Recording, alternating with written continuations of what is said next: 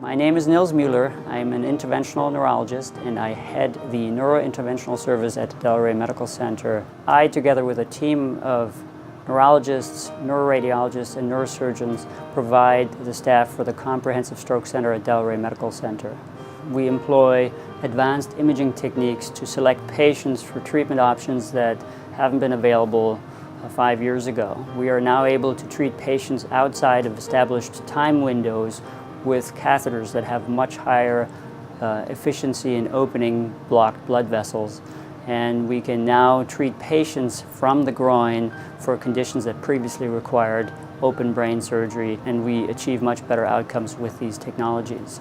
Delray Medical Center has made significant investments in the imaging technology that we use to perform the procedures on a daily basis. Behind me, you see the 3D rotational angiography machine that offers 2 planes of imaging and 3D visualization of complex brain aneurysms, and that's what I need to be able to treat these patients. It allows me to treat brain aneurysms, complex vascular malformations, and it also allows me to treat stroke patients directly from the groin that otherwise would have no other treatment option.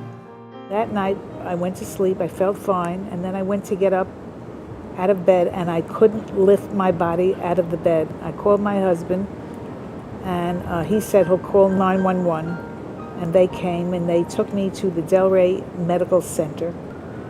And in Delray Medical Center I met Dr. Mueller, who saved my life. Gloria is a great example of how the multiple disciplines can cooperate in a comprehensive stroke centers to really improve outcomes. In the emergency room, she presented with signs of a stroke that affected the right side of her brain, but appeared to be getting better. We actually went the extra mile and did what's called a perfusion scan. We were then able to immediately see, within 2 minutes of doing the scan, where the occlusion was, where the blockage of the artery was that needed to be unblocked, not just down here in the neck, but also a second blockage in the head.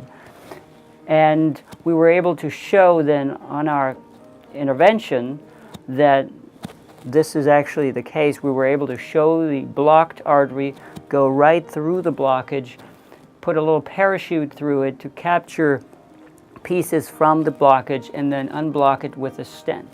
The stent in itself is a pretty routine and conventional procedure, however, to be done emergently in conjunction with the specialized imaging and with a procedure to suck the second clot out in the brain itself to recanalize blood flow and restore near normal blood flow in the brain.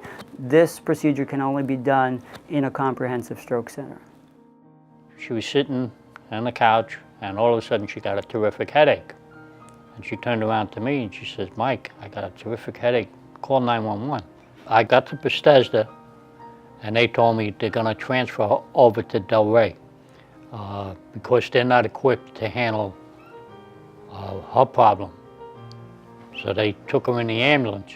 She was taken in the emergency room and then upstairs. And then finally, Dr. Nils Mueller come down and he was talking to me and he showed me on TV what procedure he was going to do on her. And he explained to me that the brain aneurysm exploded and there's a lot of blood around the brain and everything, and he has to stick a coil in there to stop the bleeding.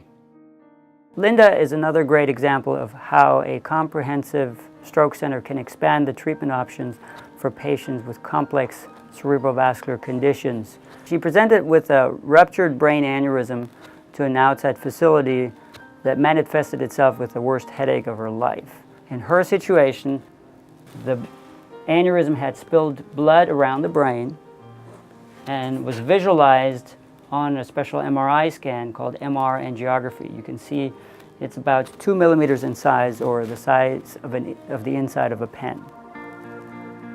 Our 3D rotational angiography machine was able to delineate and show us an exact picture of this aneurysm and permit exact treatment and position of a very small platinum spiral called a coil that was then delivered into the aneurysm by means of her arm instead of the conventional method through her groin. Linda had an uneventful hospital stay. She was discharged home after 9 days and has been able to return to her normal activities. I'm feeling great.